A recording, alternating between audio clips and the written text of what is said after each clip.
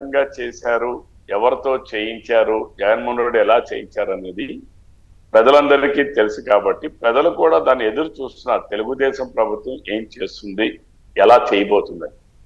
ఒకటి పరిపాలన చేయడం, సంక్షేమాన్ని అందించడం, అభివృద్ధిని చేయడం.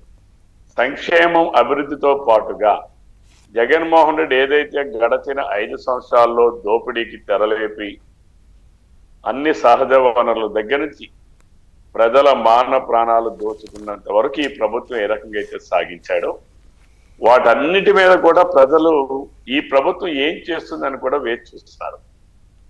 ఎందుకనంటే మేము ఇచ్చినటువంటి హామీలు మెగా డిఎస్ అంటే నిరుద్యోగులకు ఉద్యోగాలు కల్పించడం, అలానే అన్నార్థులకి ఆకలేసే వాళ్ళకి అన్నం పెట్టడం, అన్నా క్యాంటీన్, 3 ల్యాండ్ టైటిలింగ్ యాక్ట్ రద్దు. అలానే ఏవైతే మేము 5 హామీలు మొట్టమొదటిగా మా ముఖ్యమంత్రి గారు ప్రమాణ స్వీకారం చేసిన తర్వాత మొట్టమొదటి 5 సంతకాలు చేశారో ఆ 5 సంతకాలని అమలుకి మొదలుపెట్టారు. అలానే రేపు జూలై 1వ తారీఖు నుంచి ఇచ్చిన మాటకు కట్టుబడి జగన్మోహన్ రెడ్డి గడచిన 5 సంవత్సరాల్లో 1000 రూపాయలు 2000 రూపాయలు పెన్షన్ 3000. నిన్న ఎన్నికల నోటిఫికేషన్కి ఒక నెల ముందు ఇచ్చాడు 250 రూపాయలు పెంచి 3000 వరకు. కానీ ఏప్రిల్ నెల నుంచే 4000 రూపాయలు అమలు చేస్తామని, జూలై 1 నుంచి 4000 రూపాయలు ఇస్తామని ఏదైతే ముఖ్యమంత్రి ఆనాడు చంద్రబాబు నాయుడు గారు హామీ ఇచ్చారో ఆ హామీని మొట్టమొదటిగా రేపు జూలై 1వ తారీఖు నుంచి 65 లక్షల మందికి అమలు చేయబోతా ఉన్నాం.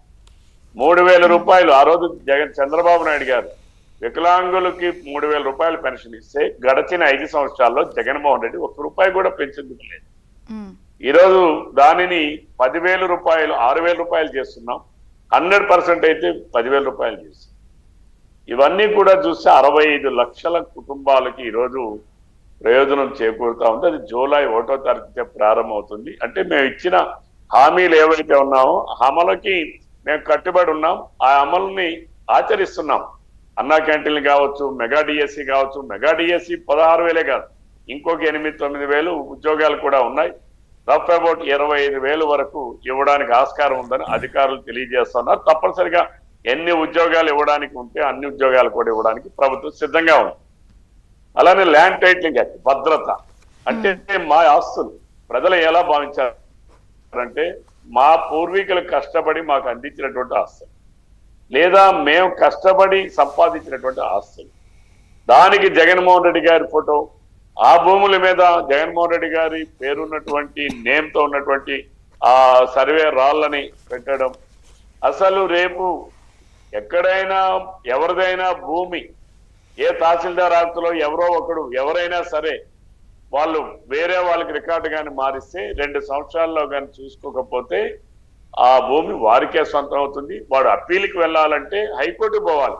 అంటే ఎంతమంది పేదవాళ్ళు హైకోర్టులో లాయర్ని పెట్టుకొని ఎంతమంది అప్పీల్ని చేస్తారు. అంటే చట్టాలు చేసేటప్పుడు కొన్ని లోపాలు ఉంటే ఆ చట్టాలను సరిదిద్దాలి. అంతేగాని జగన్మోహన్ రెడ్డి కేంద్ర ప్రభుత్వం చెప్పింది, కేంద్ర ప్రభుత్వం ఇచ్చిన చట్టం మేము దాన్ని ఇక్కడ చట్టం చేశామని మాట్లాడడం. జగన్మోహన్ రెడ్డి చెప్పాలి, భారతీయ జనతా పార్టీ ఉన్నటువంటి అధికారం ఉన్నటువంటి రాష్ట్రాల్లో కూడా ఆ చట్టాన్ని అమలుకు వాళ్ళు చట్టం చేయలేదు. ఎందుకు చేయలేదు? వాళ్ళందరూ జగన్మోహన్ రెడ్డి ఎందుకు చేశాడు అంటే ఇక్కడ దురుద్దేశం ఉంది. ఎందుకంటే కొట్టురుద్ది. ఆనాడు అధికారంలో ఉండి భూములన్నీ నేను కాజేశాను, ప్రైవేట్ వాళ్ళకు కూడా భూముల్ని బెదిరించి లాక్కున్నాం, మేమందరం ప్రభుత్వ భూముల్ని రికార్డులు తారుమారు చేసి లాక్కున్నాం, ఇంకా ప్రజల ఆస్తులు కూడా లాక్కోవాలనేటటువంటి కుట్ర కోణంలోనే ఆ చట్టం తీశారు. అందుకే రద్దు చేశారు. నేను కేబినెట్ ఆమోదించడం ఇవన్నీ తొలి అడుగు. కూన రవికుమార్ గారు, కీలక ఈ 5 ఫైళ్ల సంతకాలతో పాటు మీరు గంజాయి అన్నదాన్ని ఎందుకు తొలి కేబినెట్ లో ప్రాధాన్యంగా తీసుకున్నారు? గంజాయికి సంబంధించి 5గురు కమిటీ వేశారు అంటే ఎలా వెళ్తారు? ప్రణాళిక ఏమన్నా ఉందా? ఇక్కడ 3 అంశాలు ఉన్నాయి. దోపిడీని రికవరీ చేయాలి గత ప్రభుత్వాన్ని, అరాచకాన్ని సెట్ చేయాలి, మీరిచ్చిన హామీలు అమలు చేసుకుంటూ వెళ్ళాలి. 3 టఫే.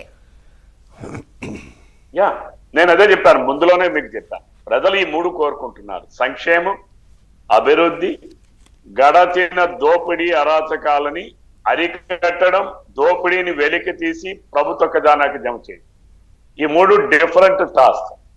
ఈ మూడింటిని కూడా ఈ ప్రభుత్వం చేస్తుందని ప్రజలు ఎదురు చూస్తా ఉన్నారు. ఈ రోజు జగన్మోహన్ రెడ్డి దోపిడీకి సహకరించినటువంటి ఐఏఎస్ అధికారులు, ఐపీఎస్ అధికారులు, అరాచకానికి సహకరించినటువంటి ఐపీఎస్ అధికారులు, ఏ స్థాయి అధికారైనా సరే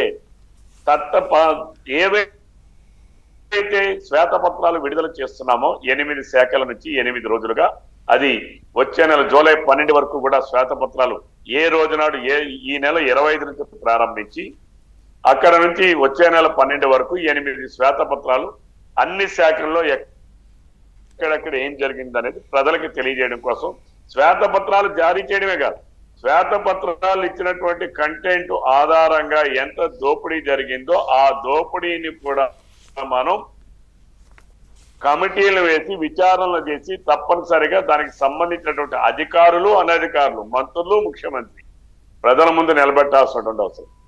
ఎందుకనంటే ఈ రోజు 5 లక్షల కోట్లు 14